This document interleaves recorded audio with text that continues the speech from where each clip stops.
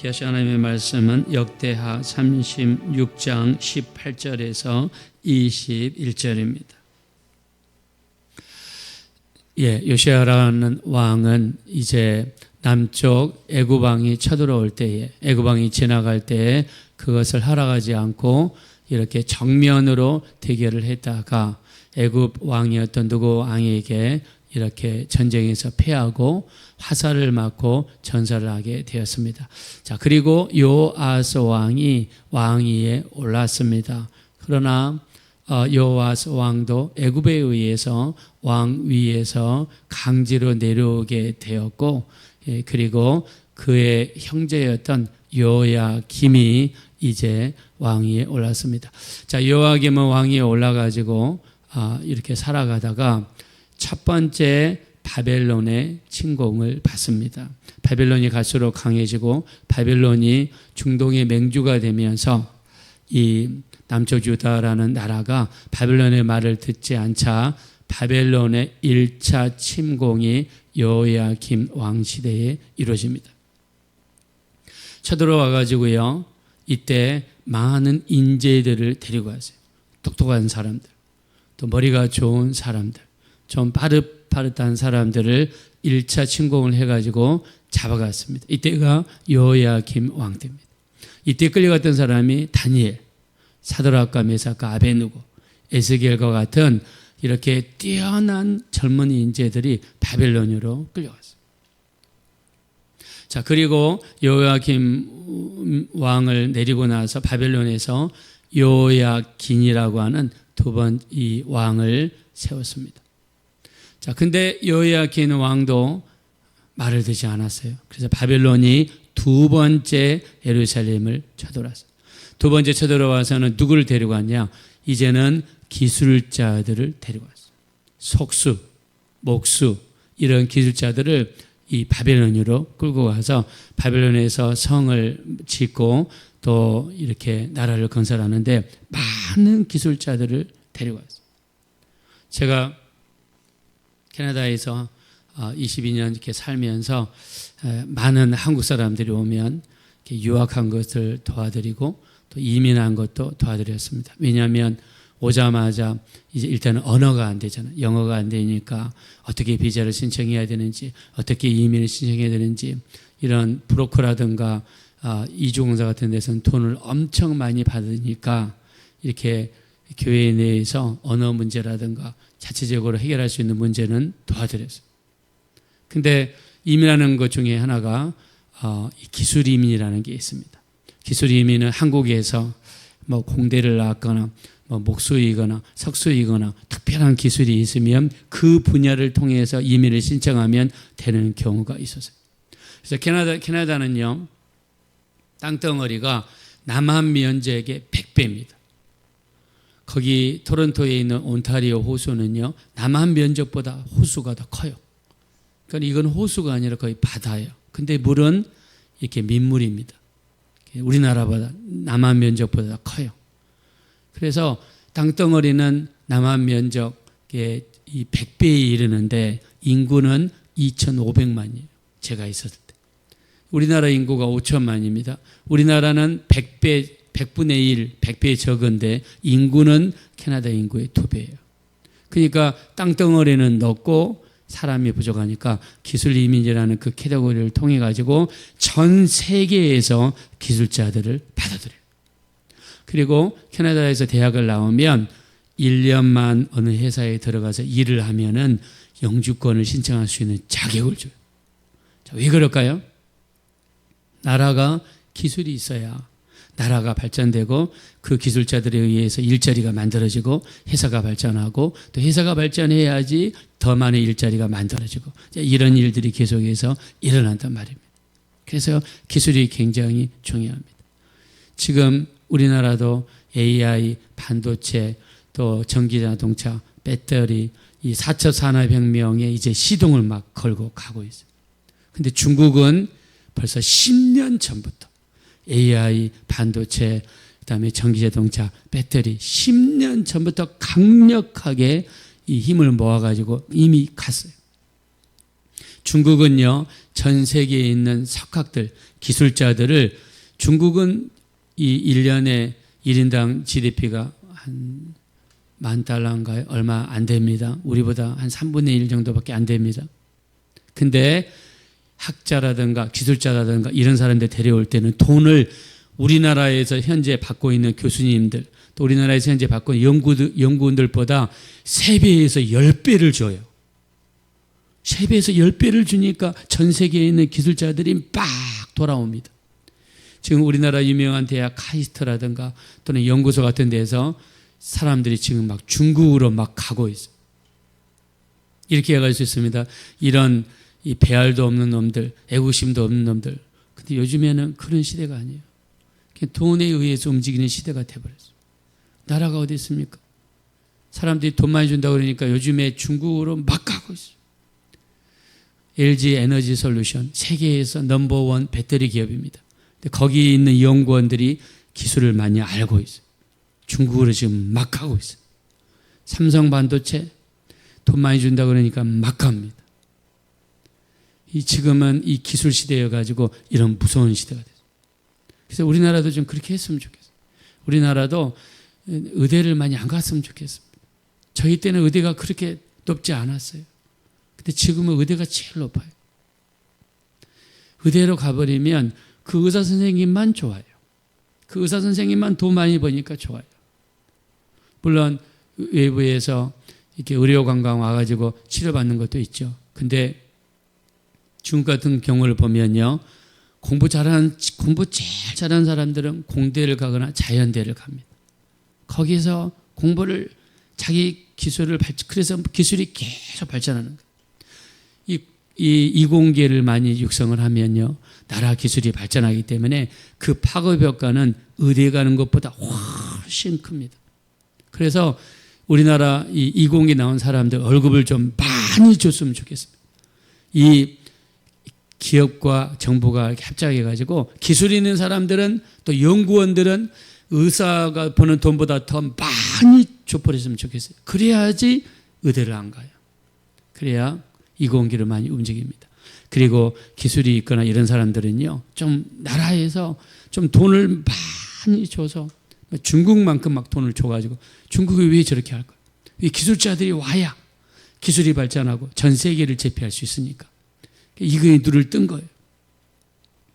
근데 우리나라는 아직 여야가 싸우고 있고 우리나라는 정말 이런 거에 너무 부족하니까 너무 아쉽습니다. 아쉬워요. 그래서 2차 바벨론 침공 때 느부갓네살 왕이 쳐들어와 가지고 이 예루살렘 남쪽 유다에 있는 기술자들을 다 데리고 저 바벨론으로 데려왔어요. 그리고 세 번째 왕으로 시드기야를 세웠습니다. 근데 시드기야 왕이 선 다음에 이렇게 여호아스가 애굽에 끌려갔죠. 여호야김이 바벨론에 끌려갔죠. 여호야긴 왕이 또 바벨론으로 끌려갔죠. 그리고 지금 바벨론 시대가 되었습니다. 바벨론이 이렇게 이 중동 지방이 맹주가 되어가지고 가장 힘이 센 나라가 됐어요. 자, 그러면 어떻게 해야 될까요? 힘이 적은 나라는 가장 힘이 센 나라가 있으면 거기에 붙어야 돼요.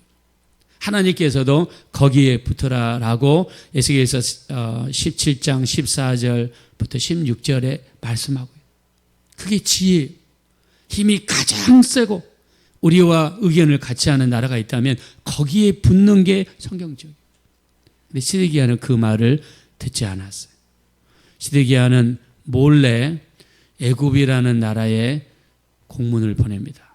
그리고 우리한테 말과 병사를 좀 보내달라. 보내요. 그게 에스겔서 17장에 자세하게 나와 있어요. 그게 이 바벨론 왕 느부갓네살 왕에게 발각이 됩니다. 이게 발단이 되어서 바벨론이 화가 나서 그 전에 그 짓을 하지 말라고 경고했는데 애굽에게 가지 말아라. 애굽과 붙지 말아라. 바벨론이 경고했는데 그 말을 듣지 않았어요. 그래서 바벨론이 쳐들어온 거예요. 이게 오늘 읽었던 본문이에요. 세 번째 쳐들어왔을 때 아까 말씀드렸죠. 첫 번째 쳐들어왔을 때는 누구를 데려갔다고 그랬습니까? 인재들을 데려가요. 똑똑한 사람들을 데려가요. 다니엘, 사드락과 메삭과 아벳느고, 에스겔 같은 똑똑한 사람들을 데려와요. 두 번째 쳐들어와서는 기술자들을 데려갔어요. 근데 세 번째 쳐들어와서는요, 이 바벨론이 세상 말로 좀 빡 갔다고 그러죠. 눈에 뵈는 게 없었습니다. 예루살렘에 쳐들어와서 무조건 불을 지르기 시작하고 군인이든 민간인이든 보이는 대로 사람들을 죽였어요. 잔인한 일이 벌어졌습니다. 무서운 일이 벌어졌어요. 그리고 이 전쟁에서 살아남은 사람들만 싹 데리고 바빌론으로 가면서 예루살렘 성전을 불태우고 예루살렘 도시 전체를 불태우고 그야말로 예루살렘과 남쪽 유다가 완전히 망해버리고 말았습니다. 이게 BC 586년 이스라엘이 완전히 망한 해예요. 이때 마지막 왕이 시드기야 왕입니다. 자, 앞에서 제가 말씀드렸습니다. 요시아 왕이 애굽에 의해서 죽었고 요아스가 애굽에 의해서 끌려갔고 요야김이 바벨론으로 끌려가고 요야긴이 바벨론으로 끌려가고 지금 나라가 완전히 망하기 직전인데 시드기야는 여전히 정신을 차리지 못합니다. 여전히 정신. 자, 우리 한번 역대하 36장 11절입니다.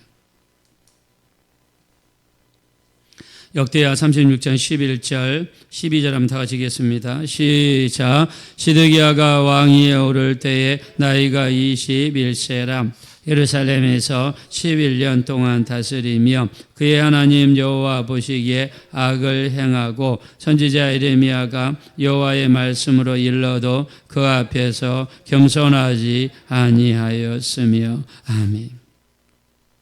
여러분, 하나님은 바벨론이 3차 쳐들어올 것을 아신 거죠. 그래서 하나님께서는 첫째 예레미야 선지자를 통해서 경고의 말씀을 보내셨어요. 예레미야 선지자를 통해서 돌아와라, 회개하라, 하나님 말씀에 순종하라. 끊임없이 하나님은 예레미야 선지자를 통해서 시드기야 왕에게 경고했어요. 근데 경고를 들었을까요? 안 들었습니다. 그러니까 하나님은 두 번째 느부갓네살 왕을 또 쓰십니다. 자, 13절 한번 보실까요? 다 같이 한번 읽겠습니다. 시작. 또한 느부갓네살 왕이 그를 그의 하나님을 가리켜 맹세하게 하였으나 그가 왕을 배반하고 목을 곧게 하며 마음을 완악하게 하여 이스라엘 하나님 여호와께로 돌아오지 아니하였고. 아멘. 하나님은 두 번째 느부갓네살 왕을 쓰셔가지고 시드기야야, 하나님이 느부갓네살 왕을 통해서 말씀하신 거예요. 하나님께 돌아오라고.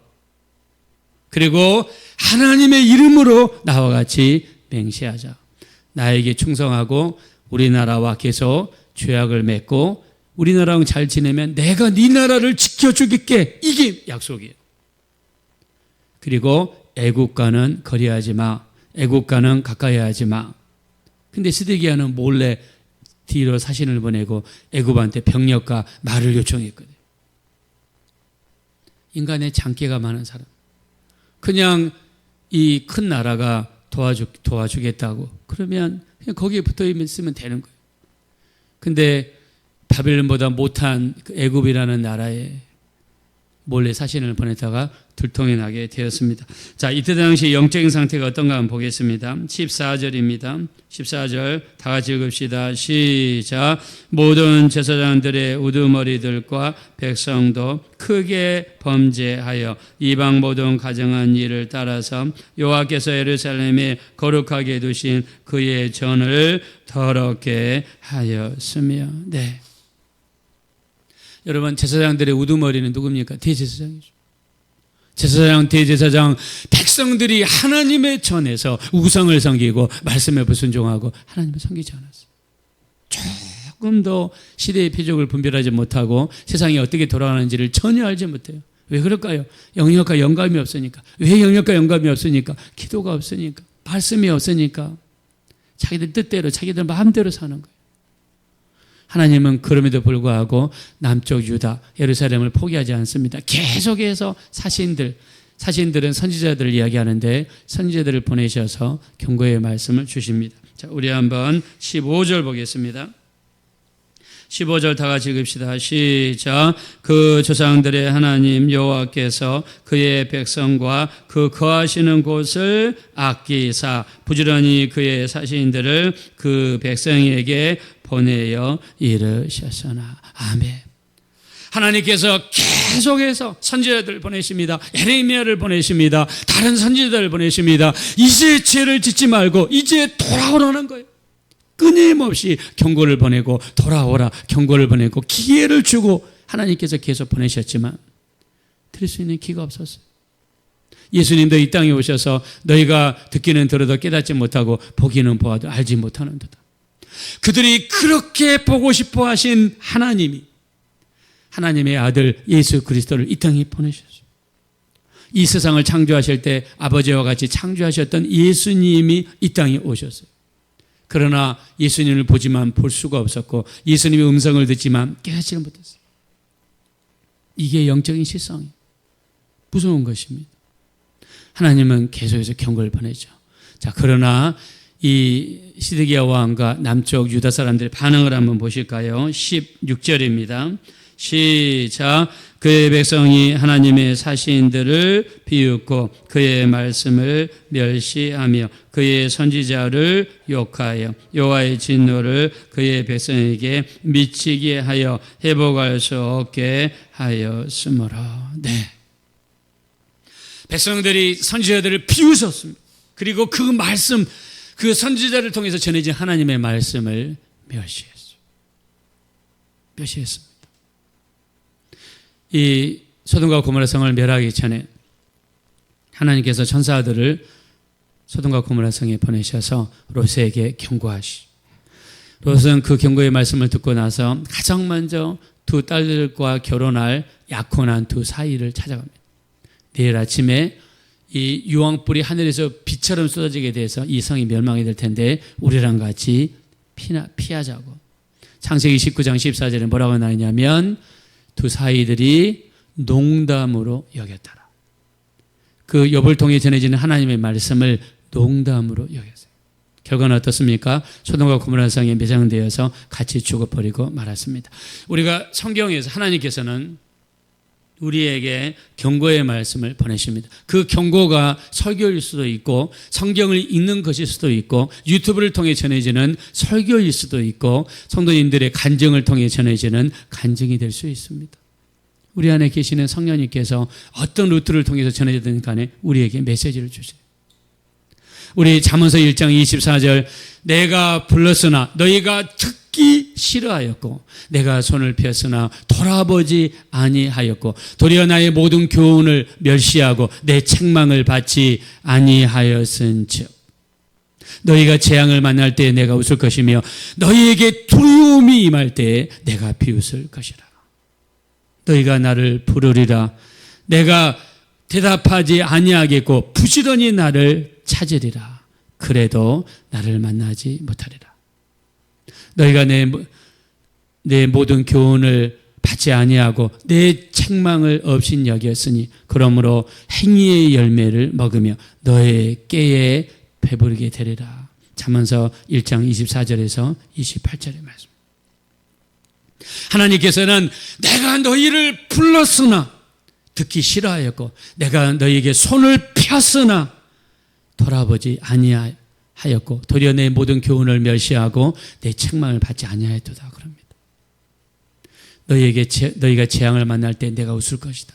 너희에게 두려움이 임할 때 내가 비웃을 것이다. 너희가 나를 부르리라 내가 대답하지 아니하겠고 부지런히 나를 찾으리라 내가 그래도 나를 만나지 못하리라 말씀했습니다.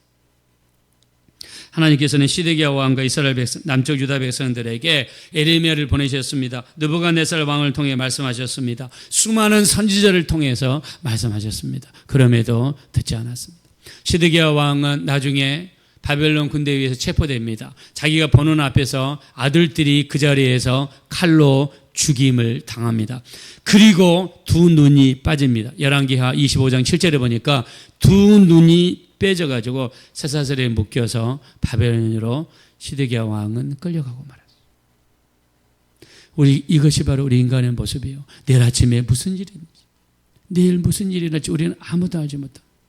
그냥 오늘 하루 여름의 배짱이처럼 오늘 하루 그냥 즐거우면 되는 겁니다. 내일은 없어요. 하나님은 경고하세요. 우리가 영적으로 온전히 서지 못할 때, 우리가 기도나 예배나 말씀이나 신앙적으로 온전하지 못할 때 하나님은 경고하십니다. 말씀을 들을 때 성령께서 우리에게 말씀하세요. 우리는 그 경고 말씀에 귀를 기울여야 됩니다.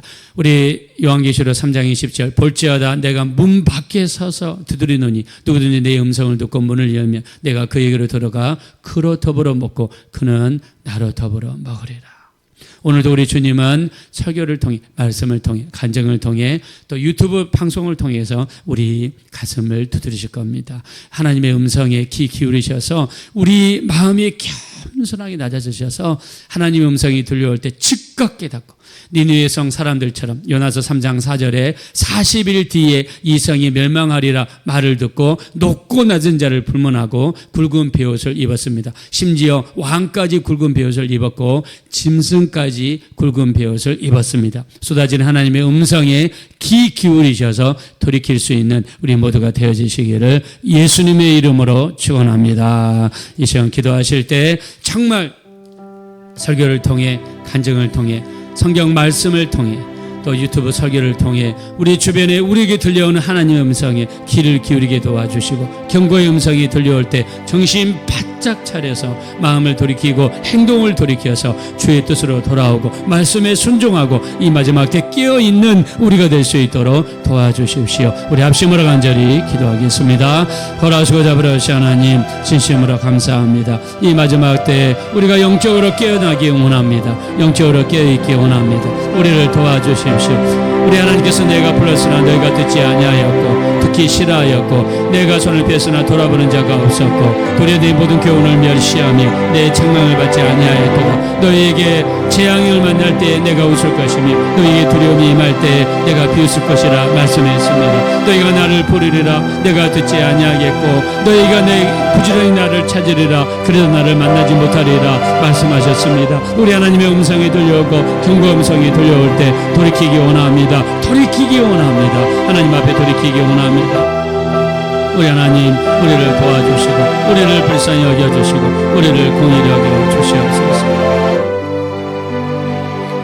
그러시 하나님, 시드기야가 걷길로 빠지고 백성들이 우상을 숭배하고 하나님을 떠날 때 하나님께서는 에레미야를 통해 말씀하셨고 느부갓네살을 통해 말씀하셨고 수많은 선지자를 통해 말씀하셨습니다. 그럼에도 불구하고 제사장들과 대제사장들, 백성들은 그 사신들을 통해 전해지는 하나님의 말씀을 업신여겼다고 했습니다. 그들이 업신여긴 결과는 참으로 참혹했습니다. 세 번째 바벨론이 쳐들어왔을 때는 온 민족이 멸망을 당하는 무서운 결과가 벌어졌습니다. 우리 하나님, 우리 주님께서 우리를 부르실 때 우리는 대답하게 하여 주시옵소서. 우리 주님이 우리에게 손을 펴실 때 돌아보고 주님의 품으로 돌아갈 수 있는 우리가 되게 도와 주시옵소서. 말씀을 통해 전해지는 하나님의 교훈을 멸시하지 않게 도와주시고 책망을 달게 바르게 도와주시고 아멘함으로 하나님께 돌아갈 수 있는 복된 신앙생활 감당할 수 있도록 축복하여 주시옵소서. 감사드리며 오늘 하루를 주님께 맡기었고 존귀하신 예수님의 이름으로 기도합니다. 아멘.